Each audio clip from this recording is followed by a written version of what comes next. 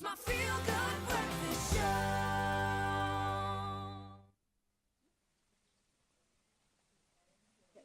The world is descending to Mzansi for the Global Citizen Festival. And of course, I am with Hugh, who started all of it. We'll be chatting to him about the Global Citizen. So could you please tell us about the journey and how the Global Citizen Festival started? Well, firstly, thank you so much for having me on this morning. The Global Citizen Festival is a worldwide movement committed to the eradication of extreme poverty by 2030. And for me, it started when I was 12 years old.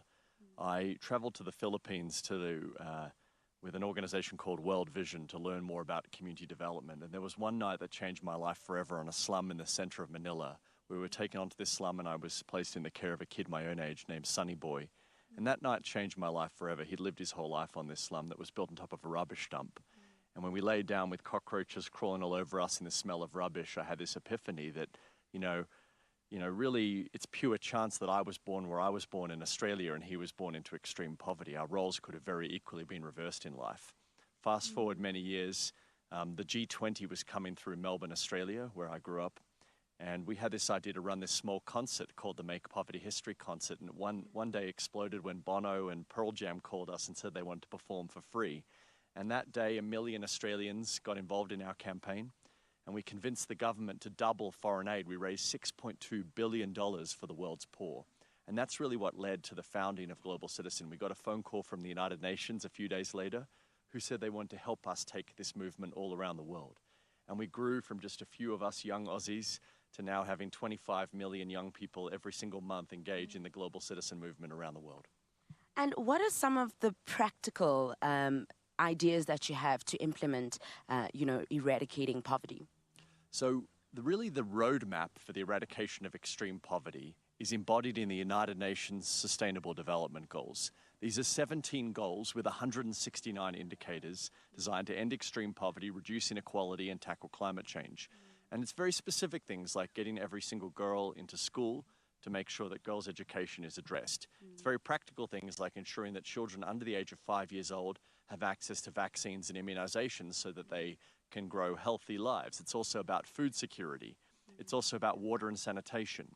And it's about job creation. Because unless you have these building blocks, we're never going to eradicate extreme poverty. So all of our work focuses on mobilizing literally tens of millions of citizens to call on governments to make multi-billion-dollar commitments so that we can achieve the United Nations Sustainable Development Goals.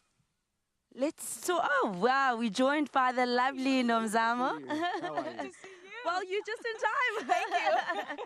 So what makes this fest so important to you and to be part of it? Oh my goodness, so many reasons. You know, I was saying the other day that it's going to become the concert of the diaspora because I see the whole African continent and everyone from around the world, the diaspora at large, coming to this incredible festival. But more than anything, it's beyond just the music. It's beyond the entertainment. It's entertainment with the purpose. You know, it's calling on all of us to really become agents of change. You know, and call upon our leaders to bring about systematic changes and to say, this is what you promised us, this is what we deserve, and we want to see extreme poverty come to an end, but also, you know, speak about important issues about, you know, health, stunting of growth, education, water and sanitation, biodegradable solutions for the planet. There's so many things. Of course, gender equality, big. And then we're excited that we get to see a whiz kid, you know, play on the same stage as a Beyonce and Jay-Z, and see a Casper in your vest, and see a Shoma Josie, you know, share a stage with your Ushers, with your Ed Sheeran. It really is going to speak to the legacy that Utatu Nelson Mandela has really left for us. But of course, here we are at the Walter Sisulu. You know, we know Albertina Sisulu also would have been celebrating her centenary. Such a great time to be South African. Yay. What are you? Yeah, absolutely well said. I think you covered all my questions in just that one thing. What are you most looking forward to with regards to the festival? Well, I mean, I think the thing that excites me the most is that when you get, as Nomzamo was saying, when you get incredible artists together with world leaders, together with amazing advocates like Nomzamo and others, change happens. And I think what I'm excited about is that there's going to be world leaders that will be standing on stage making multi-billion-dollar commitments to the eradication of extreme poverty. As much as I love music and I love to dance, the thing that matters most at the end of the day is, do we and will we make tangible impact in the eradication of extreme poverty? Because unless we can walk away at the end of the festival and say, you know, we've raised over $1 billion in new financing to help eradicate extreme poverty, then we haven't had our job, you know, properly achieved. And so that's really how I measure success, and that's what makes me most excited. So, Nomzamo, how has the journey been being part of the Global Citizen Festival and just leading up to this moment? Oh, it's been life-altering. It's been life-altering. I'm so glad that we're having global conversations and they're happening right here at home.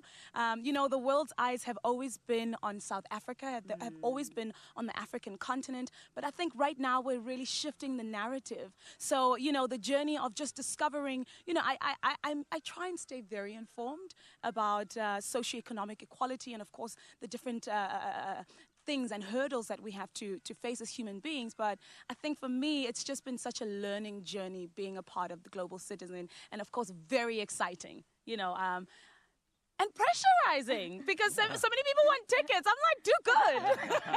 Action, action, action. And how can I win a ticket? Well, wait, we'll talk about that off camera. Thank you so much, Nomzamo and Hugh. That was very informative and great.